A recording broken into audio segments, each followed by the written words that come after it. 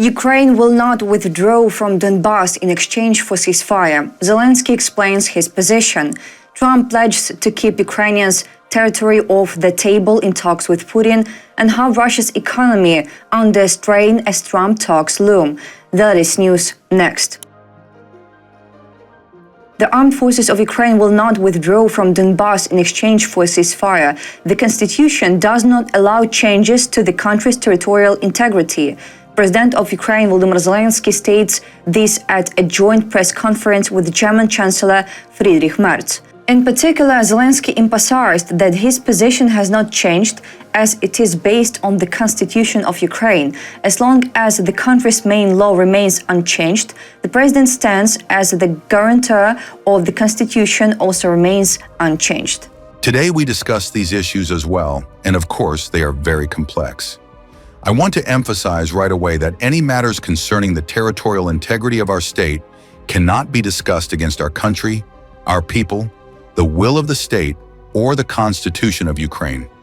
According to media reports, Russian dictator Vladimir Putin proposed to US President Donald Trump to arrange a ceasefire in Ukraine. However, the Kremlin set a condition. Ukrainian forces would have to hand over all territories of Donbas under their control to Russia. In response, Zelenskyy stated that the Ukrainian army will not withdraw from Donbas, as concessions to Russia without security guarantees would only lead to the rapid start of a third war. About territorial issues, German Chancellor Friedrich Merz confirmed that Ukraine is ready to discuss territorial issues in potential peace negotiations with Russia.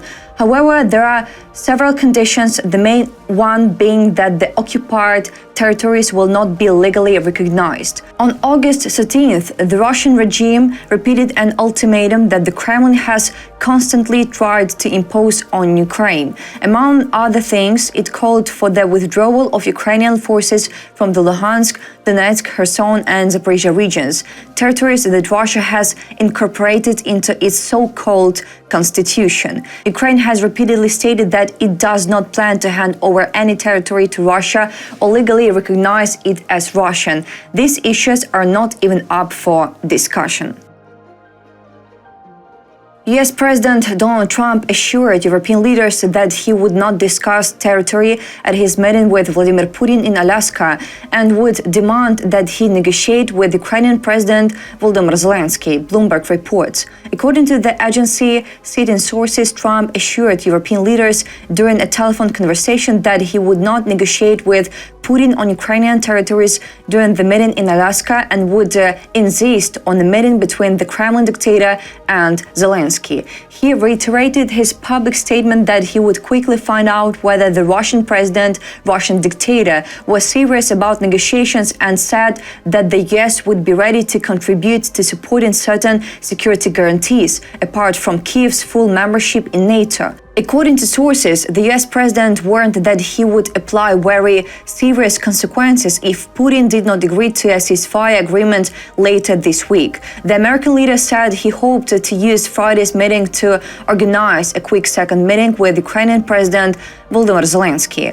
After the call, French President Emmanuel Macron stressed that any decisions regarding territory can only be made by Kyiv and that there are currently no serious plans for an exchange of territories on the table. Trump was very clear on the fact that the US wants to obtain a ceasefire at this meeting in Alaska, Macron said. According to him, both Europeans and Americans must continue to support Ukraine until a lasting peace is established.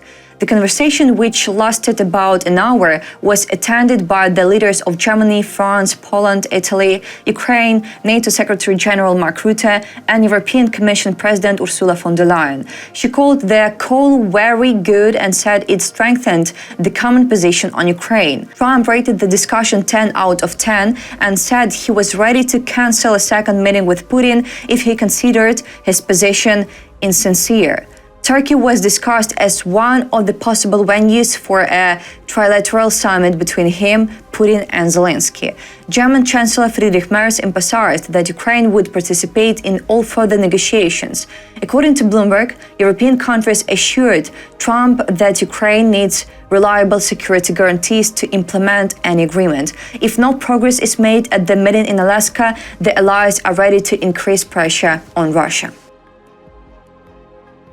Under pressure from the war with Ukraine, the Russian economy is sliding into recession. Oil revenues are falling, the budget deficit is growing, and banks are warning of a looming crisis. This is happening just as Putin is heading to talks with Trump, Bloomberg reports. Putin flies to Alaska amid economic pressure. President Donald Trump has already rebuked Russian dictator Vladimir Putin, saying that he should focus on reviving the economy, which is in bad shape right now. Trump's assessment may be mild. Putin tried to maintain stability, counting on Russians who had survived decades of communism, the collapse of the USSR, and economic crisis to withstand any difficulties. However, the strategy cracked amid fallen oil revenues. The summit in Alaska was agreed upon amid the threat of New Year sanctions on oil supplies. According to the agency sources, Putin again demanded the easing of sanctions in a possible agreement, although experts believe that the meeting may be an attempt by the Kremlin to buy time. Russia ranks second in the world in military spending. According to Alexander Prokopenko of the Carnegie Foundation, defense and security spending will amount to nearly $172 billion in 2025, about 8% of the country's GDP. This is not a temporary surge, but a long-term strategic pivot, the expert notes. The Russian economy, restructured for military needs, is facing a slowdown in growth and a decline in key revenues. GDP in the second quarter of 2025 grew by only 1.1% year-on-year, several times less than a year ago. Oil revenues have fallen, and the budget deficit reached 4.9 trillion rubles in July, the highest in more than 30 years.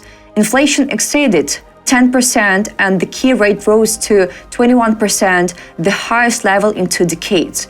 Banks went to war. After invading Ukraine, Putin ordered Russian banks to issue preferential loans to defense companies, regardless of their profitability or financial condition. This allowed weapons production to continue, but overburdened the credit system. Key consequences: corporate debt grew by 71%, 36.6 trillion rubles between 2022 and 2024. A significant portion of the debt is concentrated in the military and related sectors. The central bank has relaxed reporting requirements for such loans. As a result, many banks are earning less than they pay on deposits and loans. Even defense companies admit that if the situation does not change, most of them may go bankrupt. Oil blow to the budget. Since the start of the war, Russian oil prices have fallen from $100 to $55 per barrel. This has led to a sharp decline in budget revenues and threatened the National Welfare Fund, which, according to experts, could be depleted by the end of 2025. Threat of banking crisis. In the summer of 2025, Bloomberg reported that Russia's largest banks were discussing the possible need for state support in private conversations. Even in official documents, the central bank acknowledges the vulnerability of the financial sector and the deterioration in credit quality. Less and less money for war in Russia. Earlier, Reuters reported, citing sources, that Putin was increasingly concerned about the state of the Russian economy in the context of the war. According to the Defense Intelligence of Ukraine, the Kremlin's strategic documents state that the so-called Ukrainian question must be resolved by 2026. Intelligence notes that Moscow is Russian due to the enormous costs of the war, which already accounts for 42% of Russia's budget. This is leading to stagnation in key industries, including metallurgy and mineral extraction. That's all for today. Thanks for watching this video. Support Ukraine, like and subscribe.